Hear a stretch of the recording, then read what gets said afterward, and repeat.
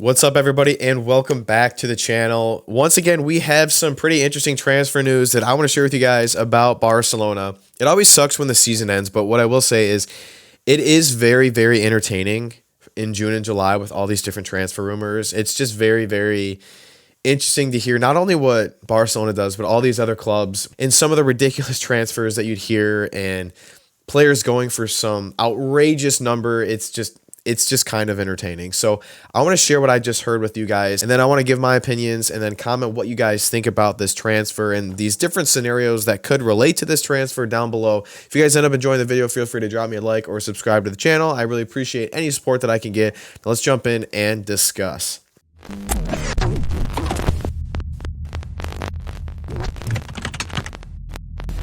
So there's been a lot of talk about Luis Díaz, not just for Barcelona, but just in general with Liverpool. And I think, and this is a very, very interesting player because I'm a big fan of his game. I think he's a very talented player, and I would love to see him at Barcelona. With that being said, I'm not a big proponent of this transfer specifically, strictly due to the price tag that it looks like Liverpool dropped like an 85 million pound price tag on Luis Díaz. And at this point in his career, with someone that's not really scoring, 20 goals a season, I don't necessarily think that makes the most sense when you could get someone, in my opinion, that's better, a better dribbler, skilled, and younger in Nico Williams. Looking at this from the outside in, I'm not a big proponent of this, but if he found his way to Barcelona and they were able to make it work financially, it would be very difficult to be mad because he's a player that is like Rafinha. He works incredibly hard, and he's more skilled than Rafinha, and he's a better dribbler. He'll beat guys one-on-one, and then he'll beat another guy and another guy. He is very talented with the ball. He's just not the best finisher, but you kind of take your wins with your losses, and I think this gives you something that Rafinha doesn't. Rafinha will give you more making runs and I think a little more goals, but Luis Díaz provides you with more combination play, with better beating guys one-on-one, dribbling better. I think it kind of provides you something a little different, which I could see being beneficial when Rafinha is not really getting the ball because he's not really a playmaker with the ball. Seems like he's better off the ball at times because he's not the most skilled like Lamine Yamal. So that's why we find ourselves playing through Lamine Yamal and playing on the right side so much. For example, against Inter for so many parts in the match, we found Rafinha to be non-existent because he's not the best on the ball at beating players. And maybe a lot of that is because he's playing on the left wing and he needs to be on the right. That could be a reason, but I don't think this makes the most sense. But looking at this, it looks like Barcelona potentially have offered Ferran Torres in exchange for Luis Díaz. I'm not sure if a price reduction would be able to happen here.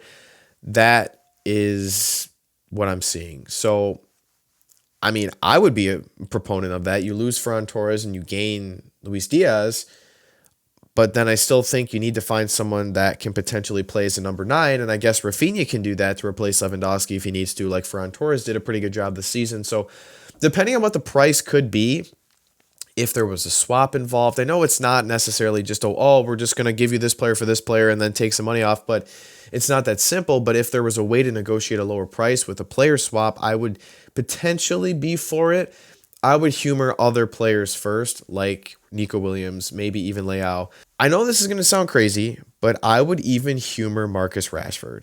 Reason being is he would fit Barcelona's style. He's fast, he's quick, he can score, and he's very, very technical.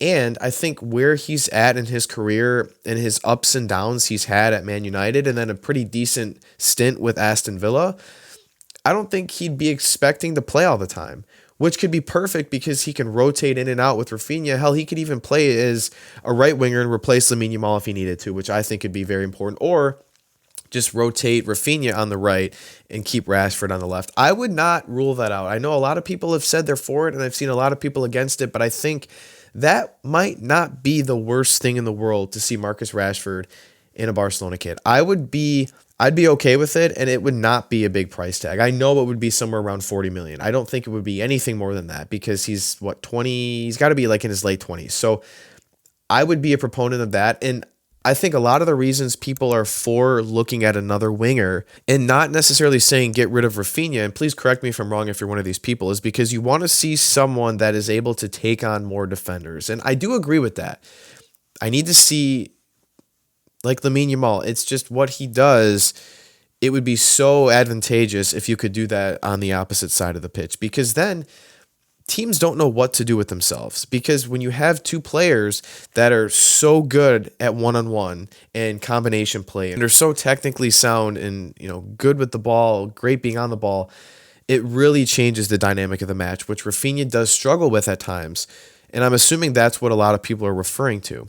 So even a player, and I'm not saying, I'm just using this as an example, even a player I think like a Jack Grealish, who I thought that was one of the most ridiculous transfers in the entire world. Not necessarily transfers, the price tag on that transfer is completely ridiculous because he's not even a goal scorer. He's a player where he's skilled and he's a good dribbler and he's not afraid to beat guys one-on-one, and he'll cross balls into the box, which ultimately is what you need. If you're playing with Robert Lewandowski, you need someone that can feed him the balls.